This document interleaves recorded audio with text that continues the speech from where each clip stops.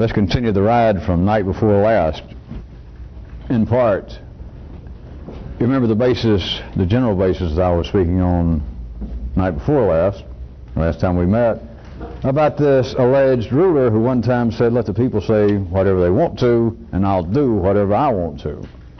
That and a few other things, and how such a ruler, if now we're talking about internally, would have to be extremely complex.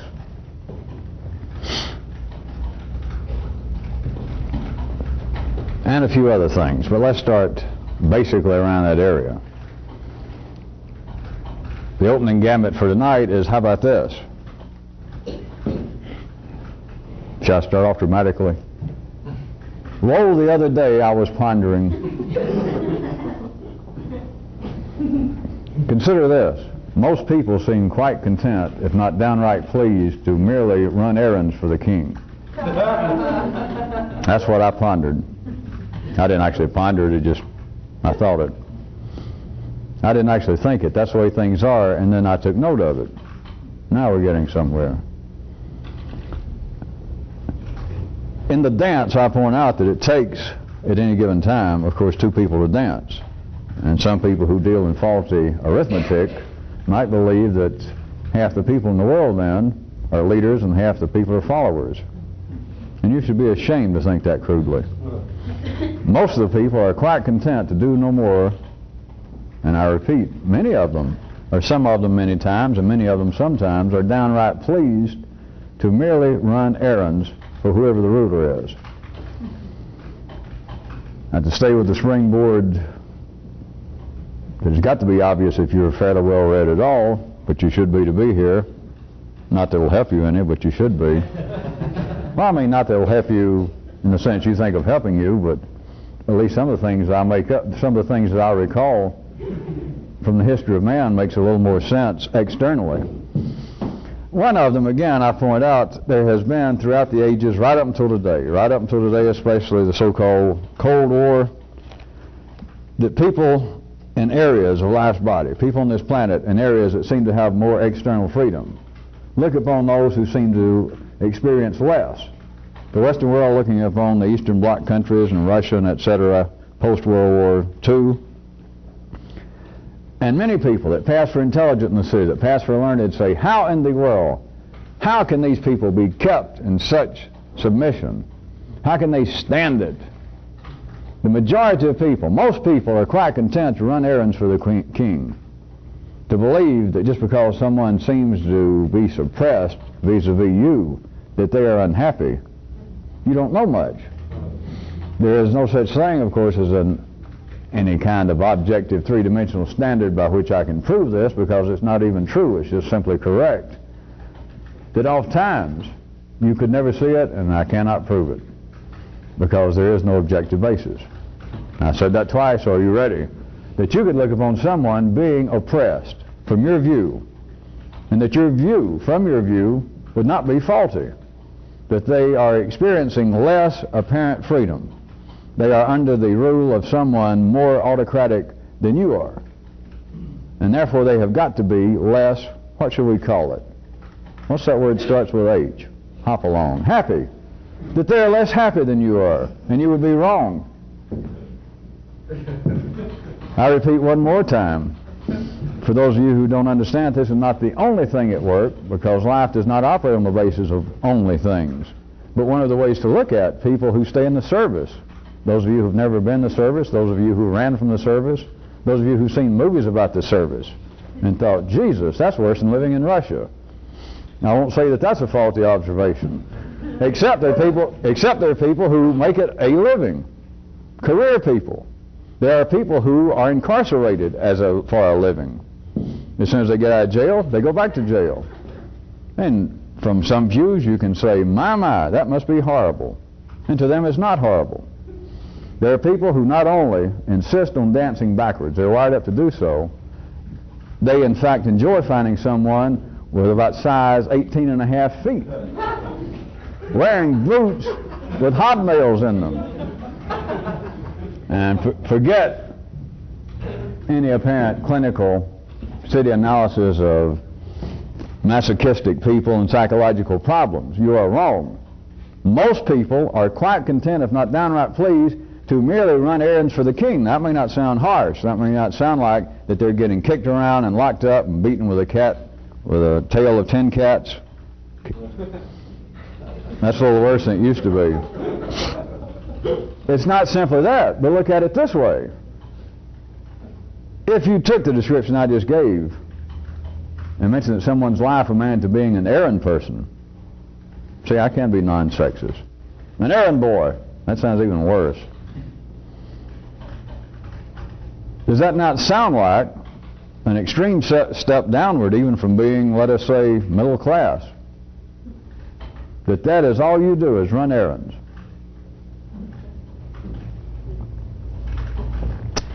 Okay, enough of apparently talking out there. That's all history's worth. Who is it you think you're working for as things stand now? Now you may think you're working for General Motors or AT&T, but who are you working for? Everybody is in the employ of somebody. And what sort of work is it that you're doing? Now in the city, many people would be inclined to say, well, I'm either this. I'll give them this way out, this much room to maneuver. I am either doing important work or, we got a couple of good ors, I should be and I plan to be. But then what are they doing? They're running errands.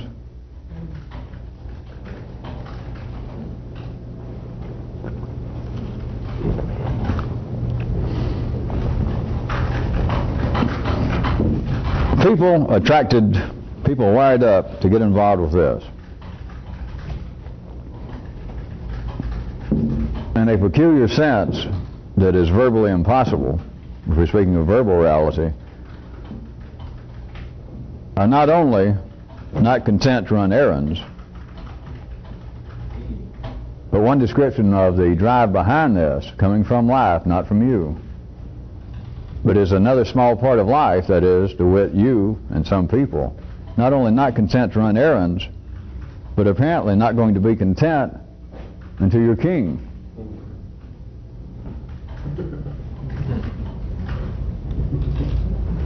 Second paragraph. So you thought I was going to talk a lot about that.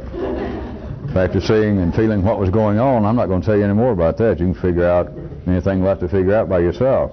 Something else from night before last, let me drag back in.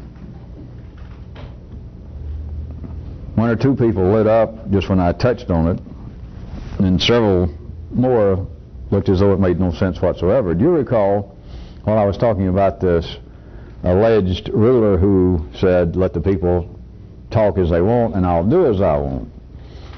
And I pointed out that if a real autocrat out there had set up the machinery to stay in power, repressive machinery, that he could not stop it.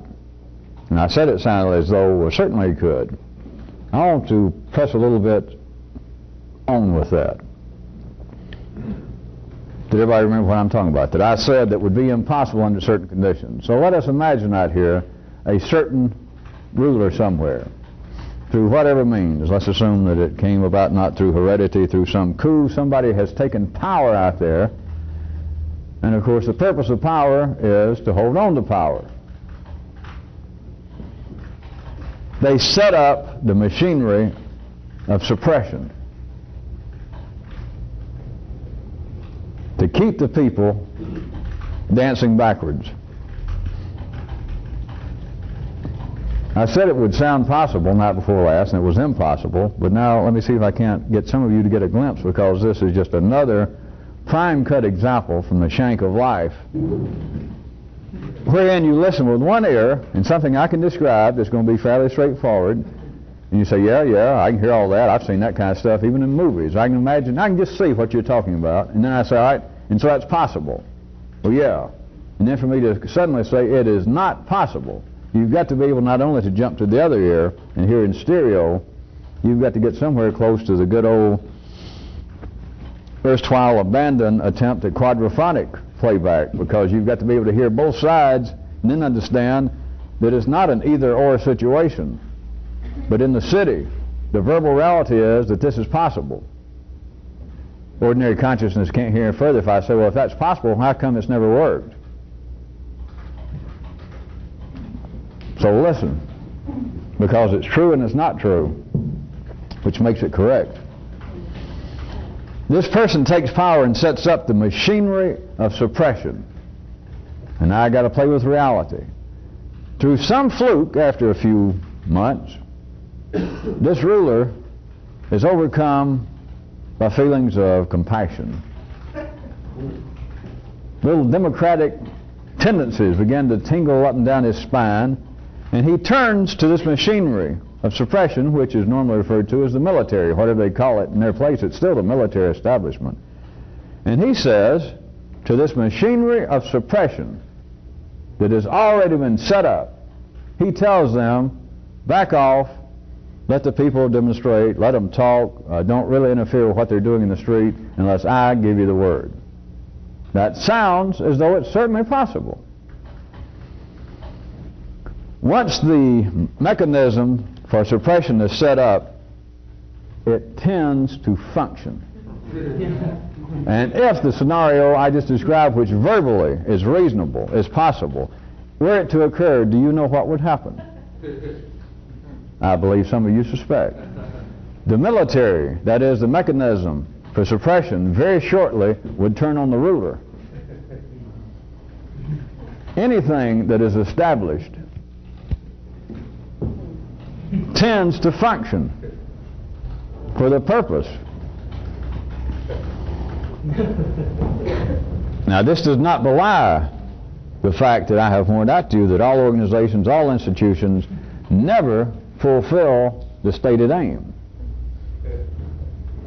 They only achieve some success, but that does not deny that once things are established, once the mechanism is put in place, they tend to begin to move toward the purpose. Now this is, of course, under certain conditions, and I could make up further scenarios that would be very short-lived, the kinds of things of matter and antimatter hitting each other, the kind of things that would not even be noticeable to history, much less your consciousness. But when something is established to the point that a ruler takes over a group of people and puts together, sets in place the mechanism for suppression, the machinery tends to function no matter what he then decides, if he could change his mind. If a Gorder got to the right place in his brain and he says, I don't want to be a tyrant, the military would help him out. If he said, I'm tired of being the bad guy and trampling on the people, it would be almost no time at all that part of the mechanism of oppression and suppression he had set up would say, in that case, it's surprising. We were having a chat. Our desires have suddenly coincided with yours, O great ex-ruler. Now, let us return to that great inner world. Things known as, at one time, conscience, in more recent times known as the superego, which are what? All these descriptions. They're mechanisms of suppression to keep down personal, seditious ideas. And once they're set in place, and your church, your religion, your culture did not set up your feelings of guilt, some God outside the system did not instill in you conscience. If so, go back to the morgue and pursue what I told you about post-mortems, you dumbo. There is no conscience in there. The idea, if you're still Freudian or even a post-Freudian or even a post-cornflake, the superego, to help suppress the uncivilized id, I believe it was, to help the ego stay civilized. Do you realize, taking any of the verbal realities in that full spectrum, from conscience to superego, you have within man the attempt to name a suppressing mechanism that's in place. Even though I make a little joke there about you won't find a conscience once you cut somebody open, and I've laughed at the idea of psychology from the revolutionary viewpoint. But that does not mean that they're not pointing at something real. It's just they only point to pieces of it, of course. And so the idea, the reality, the mechanism that's set up to suppress is there. It doesn't matter whether they call it superego or the X factor. It is there. It is set up in man.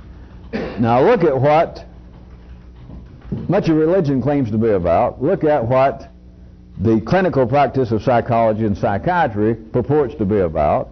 All forms of self-help. Now, of course, I am shifting the scene in the verbal description, but you will hear that it still dovetails with what everyone else is referring to it.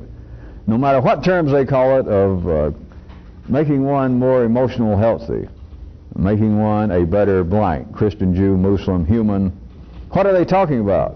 In one sense, from one view, what they're saying is to try and dismantle, in a civilized manner, of course, the mechanisms of suppression, so that I could be myself. And what's stopping you, sir? Well, it's a long story. Well, in that case, I'm sorry I asked. Well, it's a complicated story. I'm still sorry I asked. Well, it's all sorts of inhibitions, subconscious traumas, psychological bruises, all sorts of things. You know what I mean. Yes, sir, I do know what you mean. That's why I'm sorry I asked. So what they're saying is, what they're saying verbally, what they're saying experientially by going through analysis, by drinking alcohol, by taking drugs, they are attempting, from one view, to dismantle, to disengage the mechanism of suppression. They are attempting to turn on this establishment in them that is as strong, that is as crude. Now, some of you people who haven't been in the service understand what the military establishment is. If you don't, just notice on TV or drive in the post office. Don't drive in the post office, but drive and get out and go in the post office. Look at the posters they use, especially the Marines, of these guys. And just look at the photographs. They know what they're doing without knowing what they're doing. And if you look at these young lads that they've got there as exemplary, that you too could be a Marine, and if you look at that person, and rather than feeling like, well, I can sleep safe tonight knowing he's guarding my borders, if you can look at those kind of people and you don't think, oh my God, they still making people like that? You have a similar situation. You have a burrhead. You have a lout, a churl. What else? A lackey of the first sort is in you. That is part of life's machinery. Because the military does not look. Now listen to me, I'm bouncing back and forth, as you should know. The military does not require intelligence. Nay, if you people don't know it, those that have never been in the service, and those of you who are not aware of what is known as boot camp all over the world. It doesn't happen just in the Marines and in the United States. All over the world they take young men, and assuming they've got time, if they're not already in warfare, they send them through a process, ostensibly to teach them how to shoot a gun. For instance, how to kill people. But the main thing they teach them, without telling them, is when we say jump, jump. When we say run toward that counter and stick your head in it, you run without thinking. You learn to follow orders. They'll finally get around to putting it that way. That is what the military needs. Very crude. Cannon fodder. Now look at you. Look at the very things that you think that you are struggling against in you. And look that humans think it is a complicated process, that they will spend whatever an analyst is getting nowadays, so much power for somebody to talk to them, somebody to listen to them talk.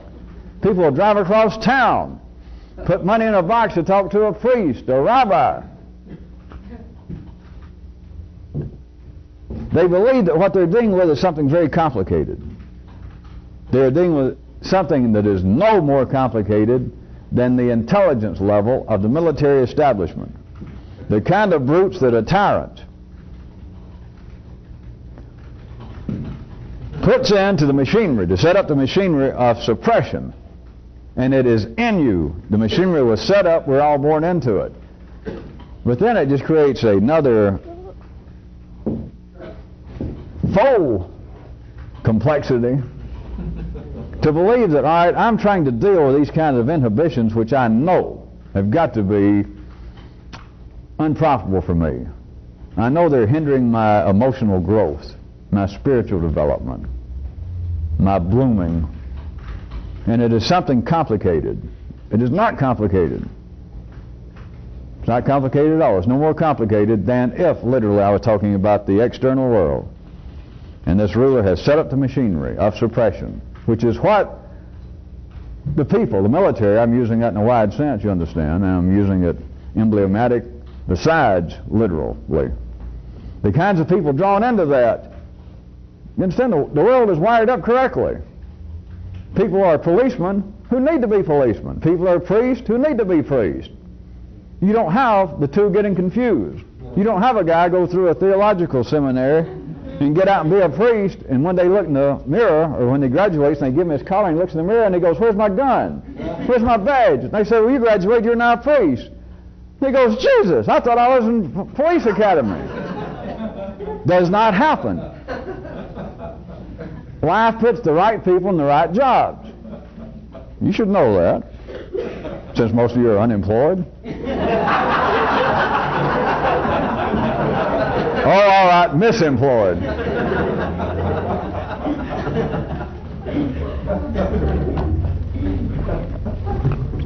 The thing is, a tyrant, a ruler, takes power. For him to set up his own tauntauns, for him to set up his own gang of court mafia, to get the people to do that, you do understand, does not take much time.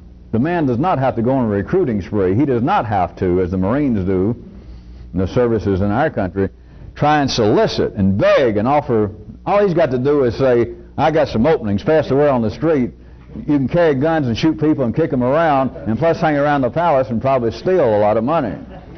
Of course, he didn't have to say that. He just says, "I need some palace guards." And whoever his main flunky is already, he says, "Chief, no problem, be right back in an hour." And he'll come back and the man's got his pick. They'll be killing each other to get in there. This, forget it. It's not required, but he didn't have to say, "Now, don't bring me any people, with too much intelligence, because I don't have to deal with somebody sitting around when I tend to go out and kill my mother and father." If it came to that, I don't want him to say, "Well, sir, don't you think that there's a certain kind of injustice to this?" I don't need people like that. You do understand that lout does not have to tell his junior lout to go out and get even more minor louts like that. Justice prevails. Water runs downhill. It gets the correct rocks wet as it rolls. So he will very shortly have this mechanism, whatever he calls them. He whips out some uniforms, gives them all a title, gives them all some shades, gives them all guns, and he doesn't have to worry about a thing. Unless, of course, his brother-in-law or somebody comes by and offers him bigger guns and all that. But he has nothing to worry about after that. You understand? Unless, once he sets it up and they jump, he just says, "Go kill so-and-so." They go kill him. They didn't know that they can probably take everything of the guy they killed. Unless he specifically says, "Bring me back that painting he had," or "Bring me back his mistress over there." But by and large, they just do it. They didn't get a second thought. But if he says, "All right, you know why I brought you guys together and set up this private guard of mine. And things have been all right, but since I'm here on the throne, I have a different view. And I used to be part of the ordinary people." They'd already begin to shift. Like, what the hell is this? Not that they're thinking about, wait a minute, but they would know, because here I am blamed with justice if this happened. This piece of machinery. It's just as though you bought a sewing machine and the thing had some sort of sensibility to it, and you set it down before you ever had it running. And you set it down and you started talking to it like, "Oh, I spent good money from you. I looked around, I read consumers' reports. You look like a good sewing machine, but I've been thinking perhaps I need," and you're about to say, "a steam iron worse than I did you." The sewing machine would begin to fidget. The sewing machine would know somebody's about to take away my job. The tauntaun, the group here, the palace guards, as soon as he started saying, "Since I've been here on the throne, I don't have the same attitude toward really clamping down on the people," and they'd all begin to go. They don't know where it's going, but they know this ain't right. If it went much further, if he said, "I am in a sense, maybe not literally right now, but if he says in a sense, I am taking away the raison d'etre of this mechanism I've set up, and may even dismantle it. All you guys maybe should start looking around for other jobs. I don't know yet. It's not going to happen. They'll turn on him. Internally. Look at the problems with ordinary people saying, I am going to change.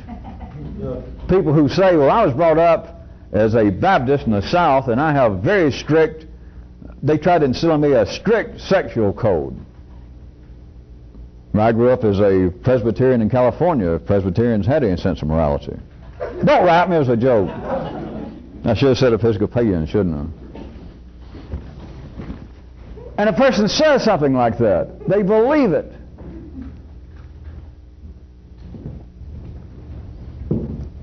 And they believe that there is some way that they can at least partially dismantle this palace guard, this mechanism of suppression. But now take what I just described after all that length of time I spent about the louts hanging around the throne room with their shades and their automatic weapons, and the very questionable matter of success that the guy who put it together might have if he suddenly changed his mind. Like, I don't believe we're going to tromp all over the people and suppress them after all. Won't you guys just turn your guns and your shades and, go back home, we'll be back where we started. Yeah. I hope his wife is not holding supper for that man that night. All right, a lot of you laugh and you hear some piercing reality to that. Think about the difficulty of people saying, I am going to change, and they believe. Life makes people believe that it is simply a matter that I will turn to the people. I'll turn to this mechanism and say, look, perhaps this kind of suppression was all right for my mother's and father's generation. In some way you people have, in an untoward manner, instilled in me these very stringent, in fact I say over-stringent, rules concerning my sexual behavior, my social life, and I would like to put an end to it.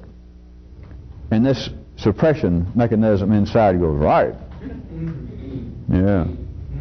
All you had to do was ask. Sure, we'll turn in our guns, we'll go home. Under the conditions wherein it's going to have any life beyond a blink of an eye, once a mechanism is established for a known purpose, for an obvious purpose, forget whether you agree with the purpose as being good or evil or blah blah, it tends to function. Now I'm trying to give you some breathing room again rather than just making some absolute statement. It tends to function. I can at least go, I will go this far since I've already done it elusively. Once it is set up, it cannot simply be abandoned in the same way in which it apparently was set up. That is, if it took an hour to set it up, for the ruler to send out word for the street, all hooligans show up that'd like to carry a gun and wear shades and hang around the throne, hang around the big room. Let's say it took an hour for him to get enough riffraff that he's surrounded, and he can look at him and realize these guys will stick with me until a better offer comes along. I can count on these guys, not a thought amongst them. All right, if that took an hour, you cannot dismantle that thing in an hour. It is going to tend to function. Do you hear me at all? This is true no matter what we were talking about in life. Just using in this one area tonight.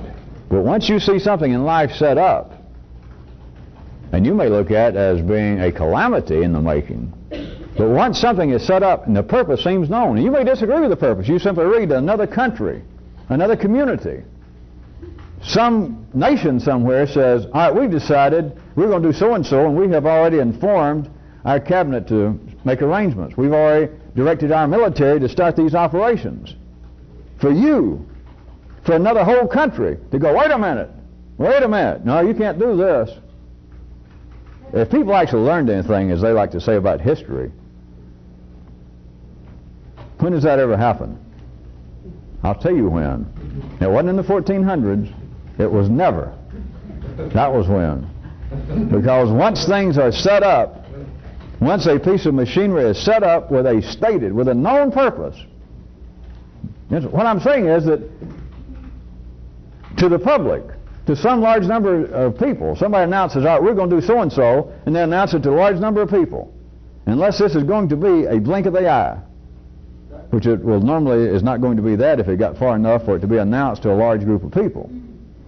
But if it goes that far, the thing is going to tend to function. It certainly will not be dismantled. It certainly will not be stopped in anything resembling the length of time it apparently took from its verbal conception to the beginning of its execution. The palace guard will not be dismantled.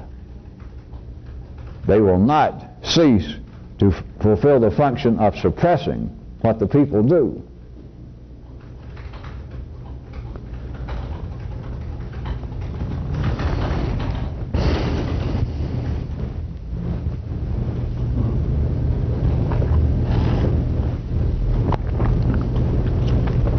There is no way in the city, there is nothing that you would have ever found, you should know it by now, nothing you would have ever done under any routine conditions, no drugs you would have taken, no amount of alcohol, no matter of learning how to screw in positions that the Kama Sutra had never even imagined, no prayers, no chants, no nothing that you had ever done in the city would have ever dismantled what seemed to be the things that you considered, from some view or the other, to be inhibiting. It doesn't have to be just sexual, I'm just using an easy example. But all the things in you that seem to be the suppressors, that keep you from feeling certain ways, that keep you, then sometimes you say, well, at times I wish I could walk up to my mother and just hug her. At times I wish I could turn to a stranger on the street and go, hey, how you doing? It seems so, they're just things I wish I could do, and I don't know, I'm shy, I'm inhibited. There is a mechanism that suppresses what I do. To believe now, after what you should have learned by now and experienced yourself, to believe that you could have ever changed that in any meaningful way, which there's another dynamic to this that I'm afraid we don't have time for tonight.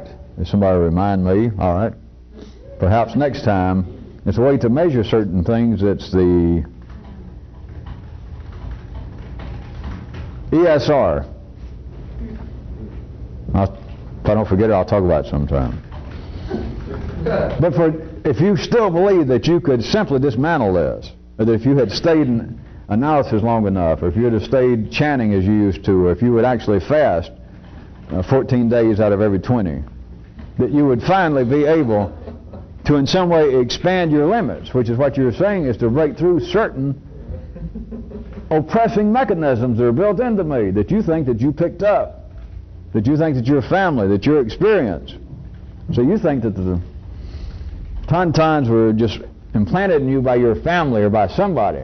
Put these spooky boogeymen in you, and they're the ones that every time you try to do something, you look around, it's like there stands these 3 or 4 guys with shades on, and you can tell they got a Thompson or a Uzi sticking right up there, and they're looking, and you go, oh, all right, I'll stay being me, but I don't like it. And I want you guys to know I don't like it.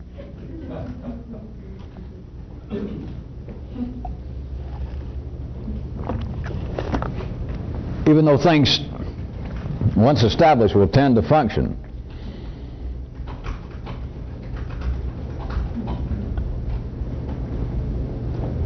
And can you see, as long as I'm here, I was going to stop, but I can't resist rubbing your noses in it, you bad little puppies. For me to state, which I did correctly, that things once established tend to function. How about man? How about humans? Once they're established, don't they tend to do humanly things? You just can't hardly stop them. That once life set up these particular organisms, these establishments, these organizations known as mortals, humans. What was it, 7 days? You notice it's taken longer than 7 days, assuming somebody's wanting to dismantle it, which many people in life believe that something is trying to dismantle it. But notice, once it's set up, humans, they have tended to do humanly things. Just do them while, right down the line. You just can't stop them. They just got going. People's tried to stop them. Apparently some groups of humans tried to stop all of humanity. And can they?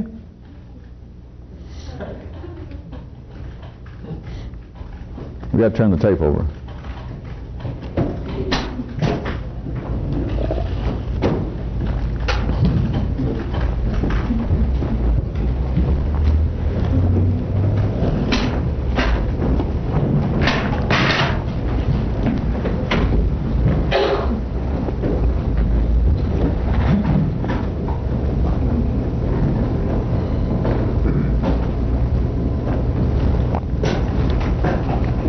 Is there a small keyboard here in the room? There's a piano. There's a synth right over there.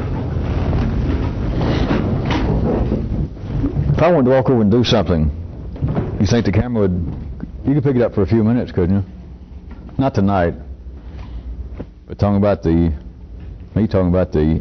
ESR, for an example of mine, if I ever do it, you think the camera would pick up for enough for a few minutes? Where the screen just wouldn't go blank? To give a musical example, if I do it. You ready? Here we go. I was going to conclude the paragraph by pointing out, ending up the sermon on what should be an obvious positive, get your ass in gear note.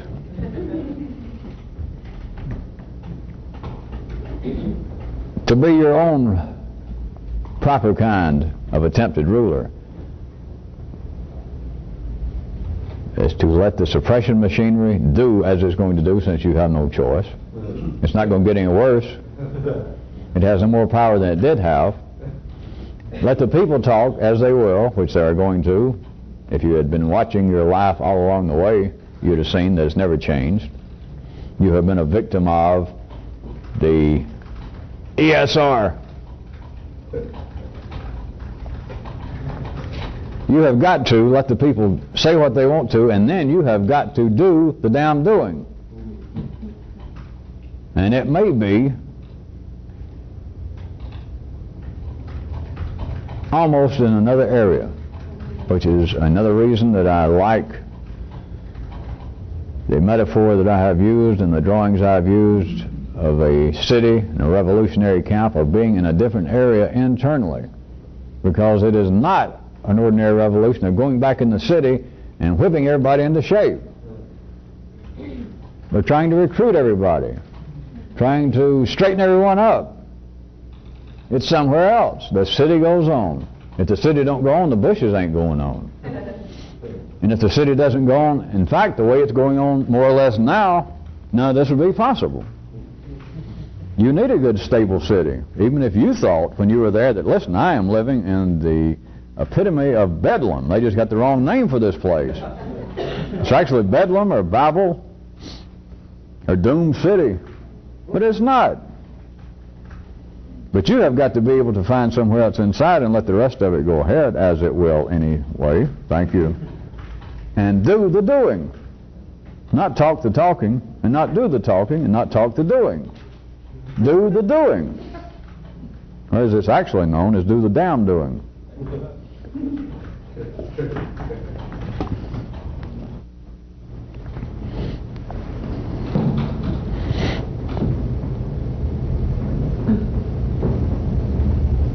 Royal maxim for the week. The simple survive, the complex flourish. Try that as a wrap-up of tonight thus far, and especially night before last.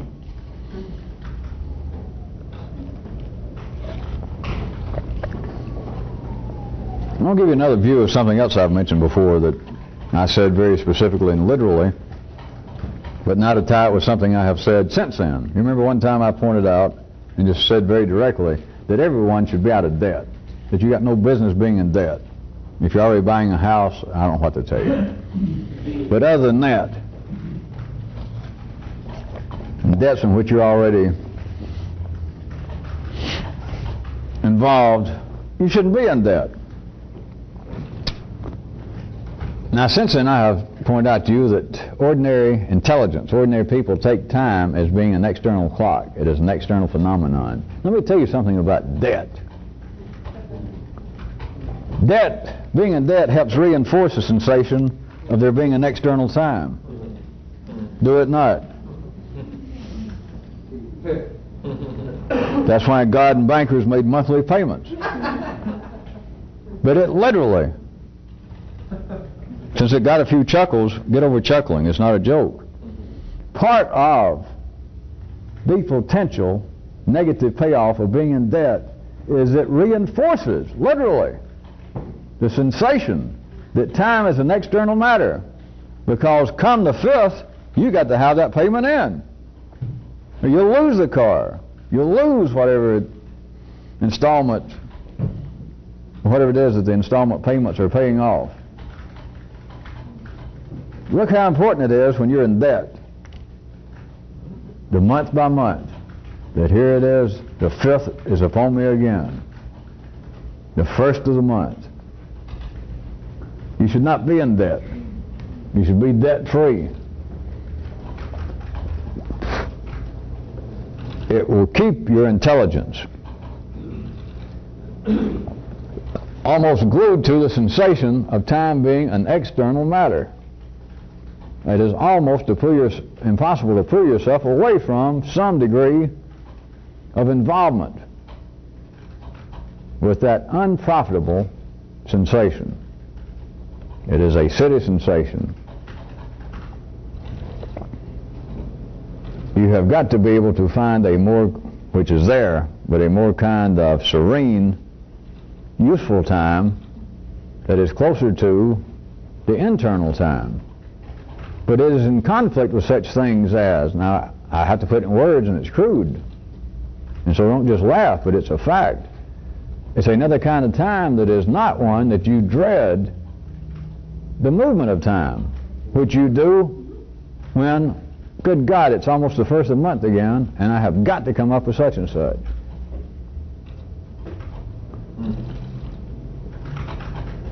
The time that I refer to, I can call it inner time, but it's simply a more complex time, but it's an inner time as opposed to the apparent necessity of external timekeeping, that the bank certainly have got to know when you're going to pay the money. Things in the city must be run on some kind of time schedule. If none of you remember, I guess it's fairly obscure in history though, but the kinds of monies involved and fame and fortunes were made when people began, the first ones to develop clocks that would actually keep fairly reliable time. It had all kinds of ramifications to it. In a sense, it is right at the backbone of civilization. The city is having means to keep time. But there is another time, and it is almost in conflict with that time. Not really, but almost. I have to keep saying crap like that so that you'll listen, and so it seems to be something to bounce it off of, or I say, here's a ball that could teach you something, and I throw it out the window. You know, it's got to hit something and bounce back. It's got to bounce back or you don't see it. So it's not exactly the opposite, but it's almost. And that is the kind of time internally that is not upset, that is not anxious. That's why I threw in the word serene, which I don't guess you normally hear referred to or used as an adjective for time. But it is not a clocking off of things to be done, especially things that are done to me, things that I must do, things I do not want to do. There is that kind of serenity connected to that internal time, which again, if you need a little hints, look at all the forms of monastic life that you've read about throughout the ages. Forms of chanting, Zen sitting. In a sense, I described it to you in other verbal apparent promises that the people are making to themselves of what they're about. But part of it is to try and release themselves, to cut part of the connections between the external flow of time. They lock themselves away. You never see a monastery in the classic sense that has a clock. You don't see little monks walking around with Timexes on. If you do, I suggest that you found some California monks probably. They do not. It is supposed to be a kind of, what would they call it? Timelessness. Trying to get in touch with the flows of the cosmos and the universe and the godly forces and all that stuff. But it's based on reality. There is, of course, forget of course until I say it, and then you can say, well, of course. There is a deeper aspect to not being in debt, non-monetarily. As of course you should, never mind of course, I'll say it and then you say of course, we'll do that again, is that you should not be in debt in what would apparently be personal regards.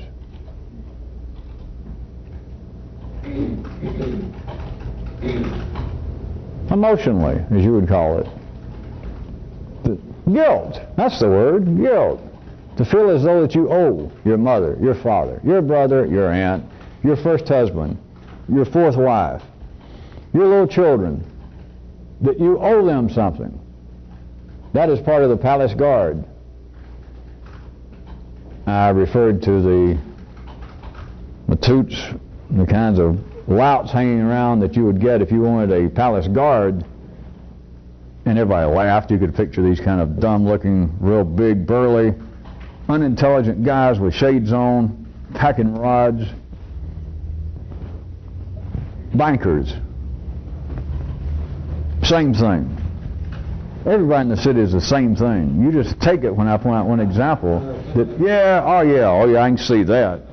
If you can see that, really, you can see everything, whatever the that is, because there is no difference. It is the same group of people. All right, I got one or two people reacted to me saying it's bankers. Priest. I said that they couldn't be confused in the city. The guy would not believe that he was graduating from preschool, and it turns out he was graduating from thug school. Did I say that couldn't happen? Look at it another way. They're the same thing. That's why it can't happen. There's no difference. Well, I lost the one or two I had. So here we go. I'll back up again.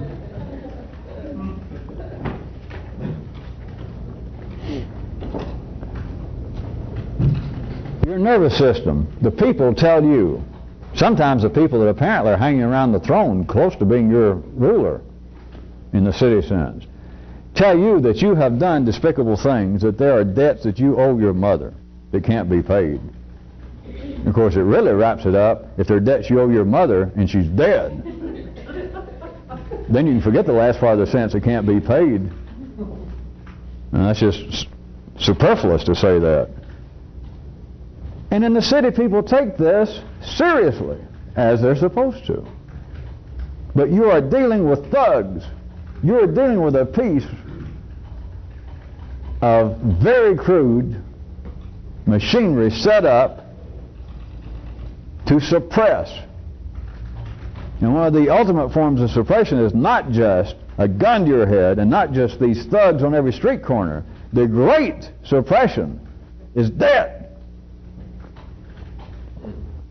If you can jump back and forth real quick, I pulled this one night and almost none of you saw any significance, but here might be the place. And I'm going to bounce it off the wall back and forth from what apparently is out there to in here. So since there is no foundation, there's no historical verbal background for me to do it in here, I got to do it out there, and then you see there's simply a reflection. And that's this. I could make a comment that out in life, the powers that be, all over the planet, the real powers that be, in some instances, they'll even let people vote.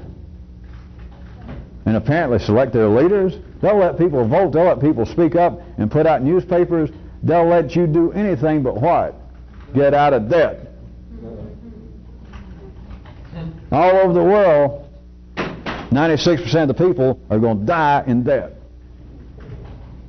I mean, past the grave. They're going to die. They're going to probate your estate, and you're in debt. And you died with a Mercedes in the driveway, and you died in a community of $200,000 homes. They bury you, shed a few tears, they go through the paperwork, and you're in debt. You cannot get out of debt in the city. Now, there is no verbal basis for me starting that inside, internally. But for you people, you and your people, if you're seeing this, do realize I am not making any commentary on economics, political situations, conspiracies to keep all the poor folks down. If you're some of the poor folks being held down, I don't know what you're doing here. You should be out being held down.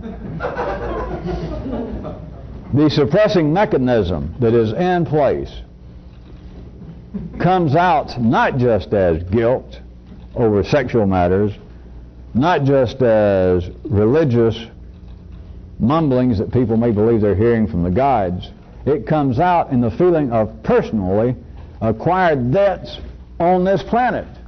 That what I did to my mother, the way I spoke to her that last time, things I did to so-and-so, that's the kind of debt that the real power is behind the throne. And we're not talking about now, the oil barons, and the bankers in Europe, and all that crap. We're talking about you know who.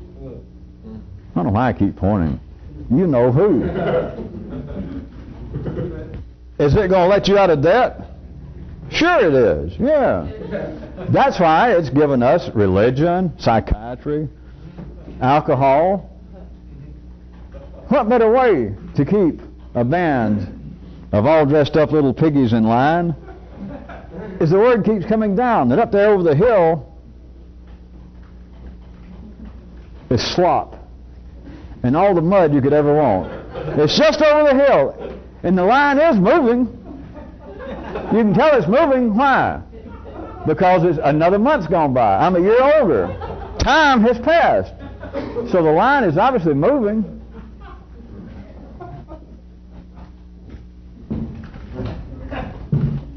But you cannot be released in the city from those debts.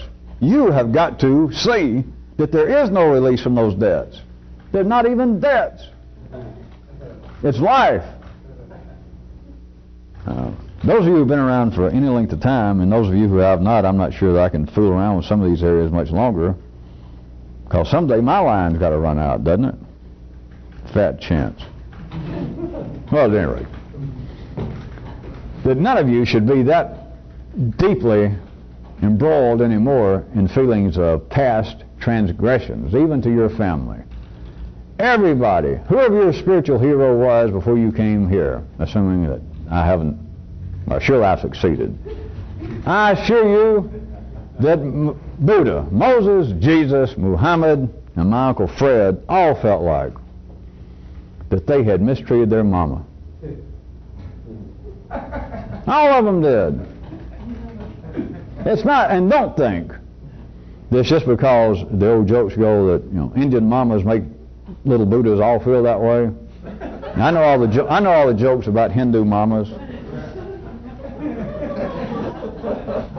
And the more Eastern Mediterranean versions, I know those too.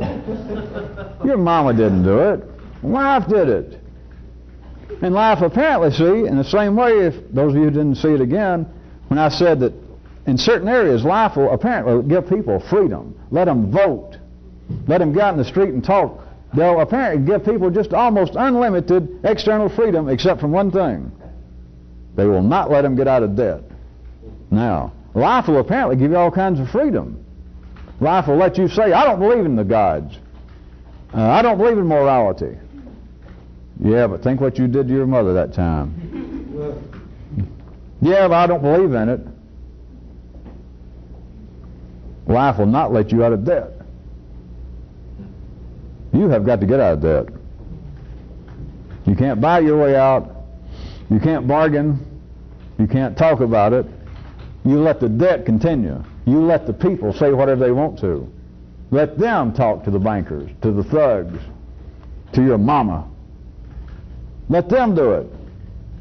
But you have got to abandon that debt. It is not a debt you acquired, it's a debt you were born with.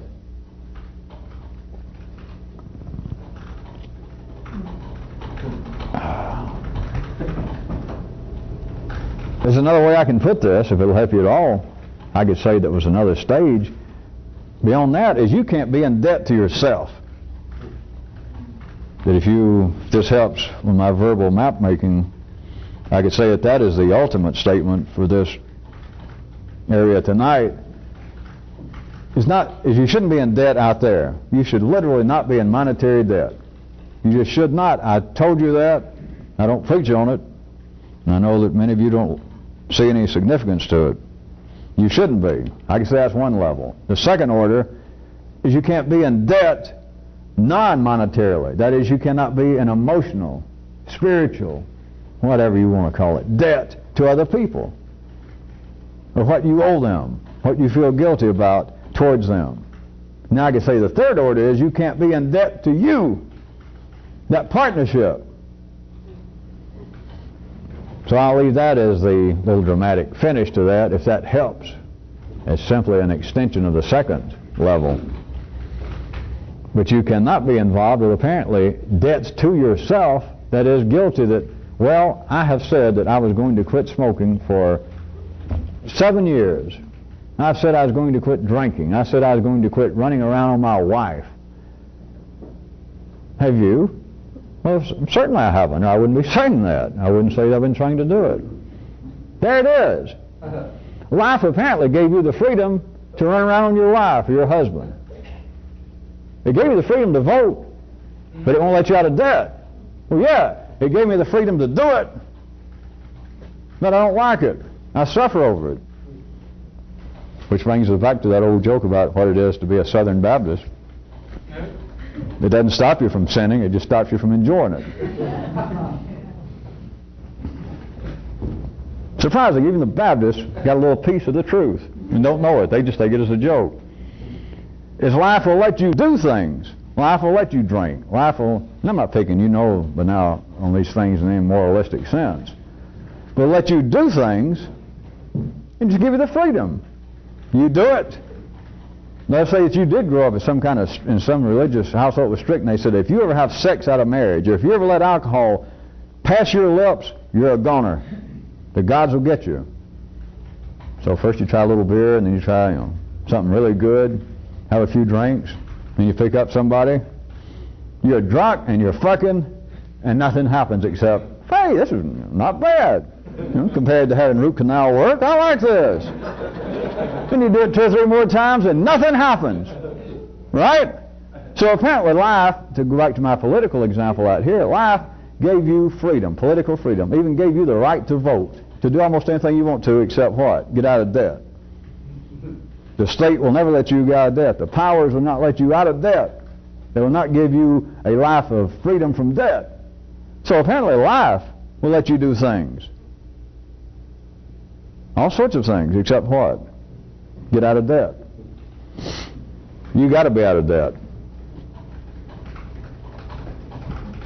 You got to be out of debt, or this is ultimately a waste of time. Of course, I'm saying from another view is, if you continue to be you, if you continue to be only the intelligence that you had when you got here, when you got involved with this, if that's it, you're doomed.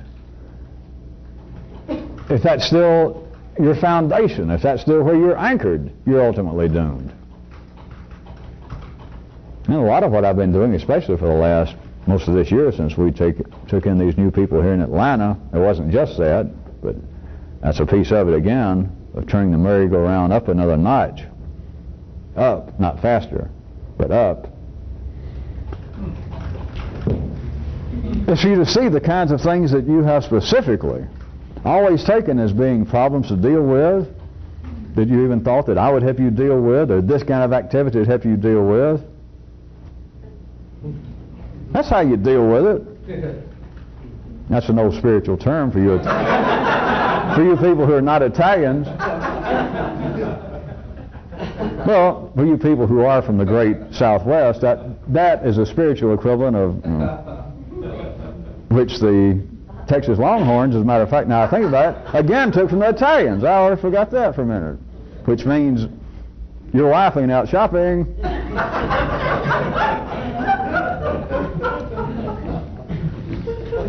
Among other things, if I recall.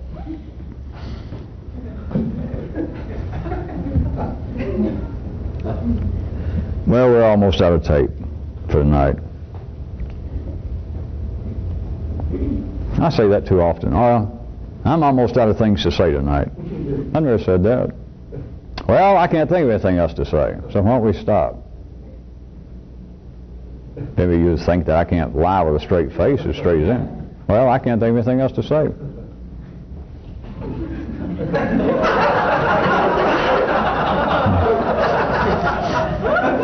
Would you vote for a face like that?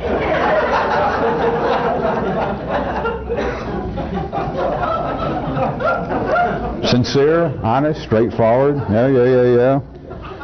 But dangerous. Well, I don't know. I just can't think of anything else to say.